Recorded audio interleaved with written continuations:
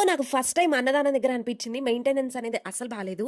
Maintenance గనుక బావుంటే అన్నదానం అనేది సక్సెస్‌ఫుల్‌గా కంప్లీట్ అయ్యేది అనేసి అనిపించింది.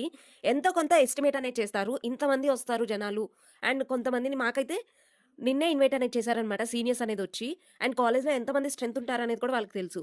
అదే విధంగా అంచనా అనేది వేసుకొని మెయింటెనెన్స్ అనేది మంచిగా చేసుంటే బావుండేదనేసయితే నాకనిపించింది.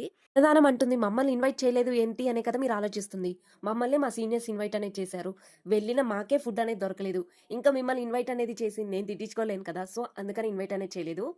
ఐ థింక్ హోప్ మెయింటెనెన్స్ కనుక నెక్స్ట్ ఇయర్ బావుంటే ఖచ్చితంగా ఇన్వైట్ అనేది చేస్తాను మిమ్మల్ని. ఇంకా ఆ మెయింటెనెన్స్‌లో అయితే నేనైతే హాఫ్ అన్ అవర్ అయినా వెయిట్ అనేది చేశాను. ఇంక అంతకు మించి గాలనేది ఆడలేదనమాట అక్కడ. సో, అందుకని తినకుండానే వచ్చేసి బయటకొచ్చేసి జ్యూస్ తాగేసి ఇంటికి స్టార్ట్ అనేది అయిపోయాను. నాకైతే మా కాలేజ్‌లో వినాయకుడు బొమ్మ దగ్గర ఇలా ఎక్స్‌పీరియన్స్ అనేదయింది అన్నదానంలో. అండ్ మీకెలా ఎక్స్‌పీరియన్స్ అయిందనేది కింద కామెంట్ అనేది చేయండి. వీడియో గనుక మీకు నచ్చినట్లయితే please do like, share and subscribe to my channel. Bye guys.